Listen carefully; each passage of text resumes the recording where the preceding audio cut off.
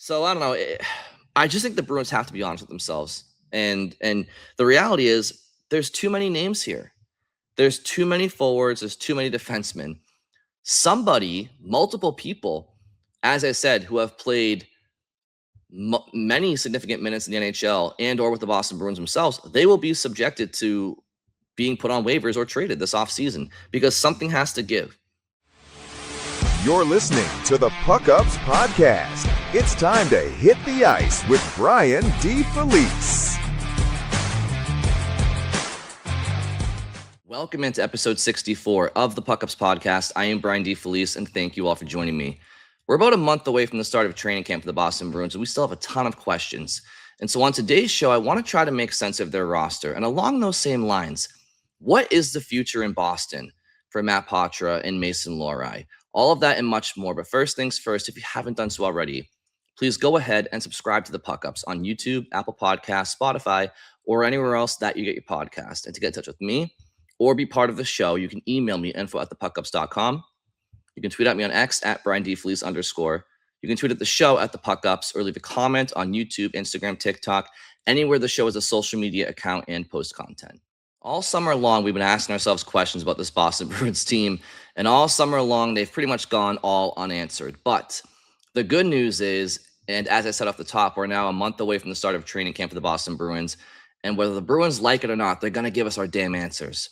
Now, a couple of questions that I have right now is, what is the future for Matt Poitras and Mason Lohrei? One player in Poitras who remains without a contract, and Lohrei is entering the final year of his bridge deal with the Bruins with a $3.2 million cap hit. And his head coach, Marco Sturm, doesn't really seem to fully trust him. And right now, kind of seems like he's going to be a sixth defenseman option for the Bruins or an extra defenseman option for the Bruins, if indeed he's still around to start next season. And when it comes to next season, there is such an overabundance of NHL talent for this Bruins roster. Now, there's a lack of high-end talent beyond certain players. We all know that. We also hope some of the younger players can become that high-end talent in time. But right now in 2026, they have to prove that still. And there's a 23-man roster limit for the NHL during the regular season. Two of those, at least, will be for goaltenders, Jeremy Swayman, and we assume Michael DiPietro. So that leaves 21 skater spots available for an opening night roster for the Bruins. Now, again, Charlie McAvoy is suspended for the first 6 games, so that might skew things a little bit. But the way I see it, for those 21 spots, about 19 of them, if not 20, are more or less locked in place. And then there's kind of about, I would say, maybe 7 or 8 skaters vying for one more spot. And those 7 or 8 skaters, they aren't just AHL players or prospects. Most, if not all of them, have played significant time in the NHL and or with the Boston Bruins. And these players, if they're not on the opening night roster, well, they're either going to be traded or waived. There's no other way around these things. So I'm very curious to see how it all plays out, as we all are. But let's first kind of all get on the same page about which players we assume are locks and then which players are kind of on the outside looking in, trying to battle for some extra spots. JJ Peterka, Pavel Zacha, David Pastrnak. In my opinion, James Higgins, although granted he has to earn it in camp, fine. But I expect that he will. Fraser Minton, Morgan Geekie, Casey Middlestad, if he's still around. Again, no real reason to think he wouldn't be. He's under contract. Marat Husnudinov, Elias Lindholm. Again, he's got a full no move. So unless he's injured or on LTIR, which I can't make that assumption right now, he's on this roster next year. Tanner Jeannot, Sean Corrali, Mark Kaslick. So those are 12 forwards who either have a guaranteed spot on this roster or have a very, very, very inside track. We'll get to the extra forward options in just a minute here. So those are 12 skaters right there. Now you have Hampus Lindholm, Charlie McAvoy, Nikita Zadorov, Will Borgen, Mason Lohrei, Connor Clifton. Now we're at 18 skaters. Jeremy Swayman, Michael DiPietro. That's 19 and 20. So now let's talk about the extra players who, again, and this is all assuming that nobody's traded. There's only one player whose name I did not mention who was more or less a regular for the Bruins last year, and that's Henri Jokiharju. But right now, under contract, the Bruins have Hampus Lindholm, Charlie McAvoy, Nikita Zadorov. They just traded for Will Borgen. They just signed Connor Clifton and Mason Lohrei. And I think the Bruins definitely value Lohrei more than Jokiharju. So I guess technically you could carry 8 defensemen on your opening night roster. Again, this is a world where McAvoy's around. But you could have 8 defensemen on your NHL roster, 23 men, but then you'd only be able to have 1 extra forward instead of 2. So it's possible. But in any event, here are the players that are vying, in my opinion, for the extra the 3 extra skater spots. Lucas Reichel, Alex Steves, Mikey Acimont, Ivan, who, by the way, is waiver exempt. And Don Schmelis, because of his injury issues this past year, I honestly think that even with a good camp, I think he's going down to Providence. So I don't think he's going to factor in this equation right now. And then Matt Poitras, who's unsigned. So those are the forwards that right now, in my opinion, are on the outside looking into the Bruins' top 12 forwards, unless the Bruins are willing to get uncomfortable and make some decisions to A, sign Matt Poitras, and then B, open up a spot for him. And which veterans coming out for him?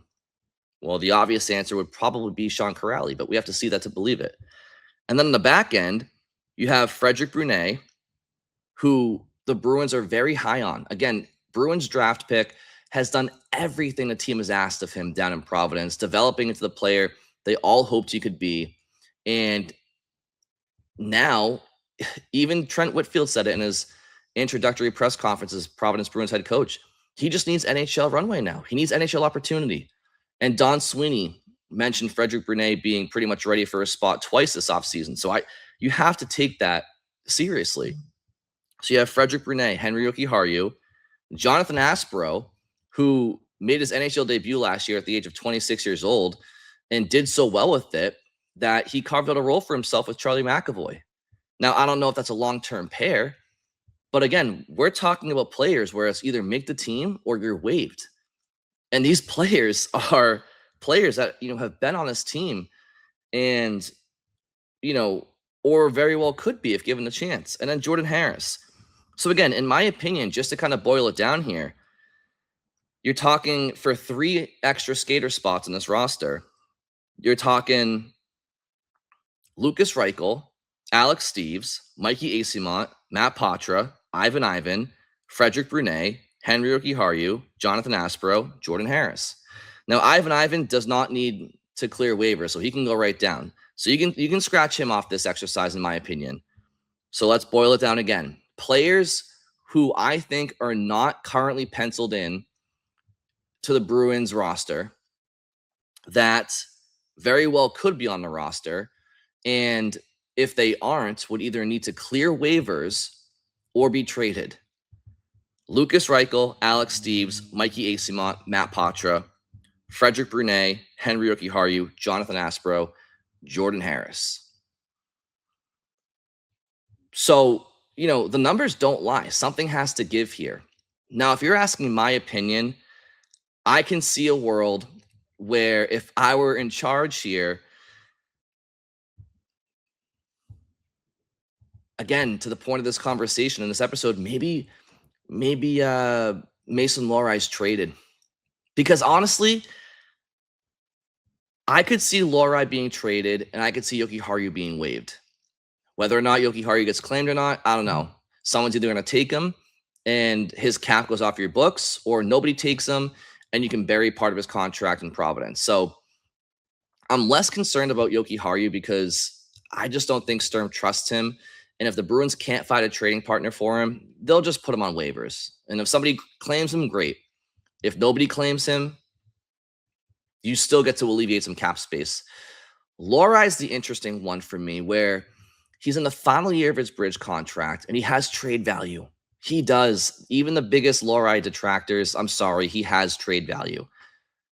But if he enters the season not traded, and you certainly don't want to waive him, that's idiotic. To waive Lohrei, idiotic. So you either trade him or you keep him, because he would not clear waivers and you would get nothing for him. But if he's still on this roster next year, and you have Hampus Lindholm, Charlie McAvoy, Nikita Zadorov, those guys are locks. Will Borgen, they traded for him for a reason. He's a lock. Connor Clifton, they didn't trade for him. They signed him as a depth defenseman, but he's not a long-term fixture in Boston, but he's a short-term player for them. And they didn't sign him to not play him.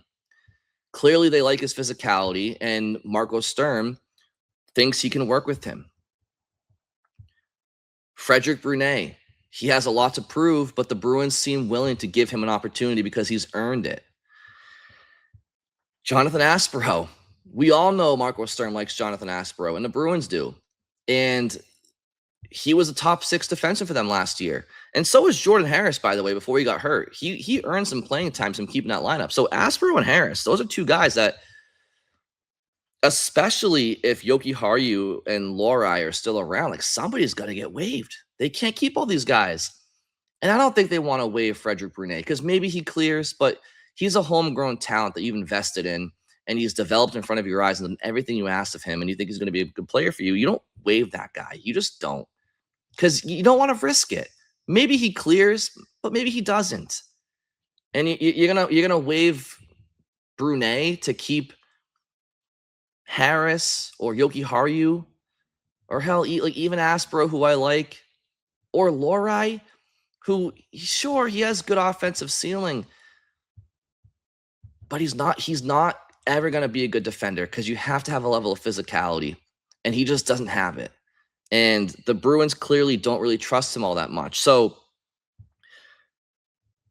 I think that if I were a betting man, what I think the Bruins are going to look like next year, if they could be bold and pull some moves off here, is up front, you're probably talking about JJ Peterka, Pavel Zacha, David Pastrnak, James Higgins, Fraser Minton, Morgan Geekie, Casey Middlestad, Marat Husadinov, Elias Lindholm, Tanner Jeannot, Matt Poitras, Mark Kastelik. Those are your 12 forwards that I would like to see in the opening night lineup. And then your extra forwards are Sean Kuraly and Alex Steeves, two guys who have been around the block. Steeves has been an AHL journeyman, prolific AHL scorer, finally broke through last year at the NHL level, but he understands he wants a big role for himself. Who doesn't? But he understands that he is more or less a depth guy for this team. And then Sean Kuraly, yeah, you can still use him. He's still a good guy in the room and can step onto the ice and be a helpful player for sure.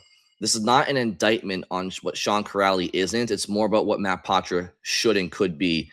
And if Matt Poitras playing fourth line between Kastelik and Jeannot, much like Fraser Minton did last year alongside Kastelik and Jeannot, although it was in a third line capacity, I think, if he can break into the roster that way, then, you go from there. And Sean has to accept the role of, I might just be an in and out of the lineup veteran at this point who's good in the room.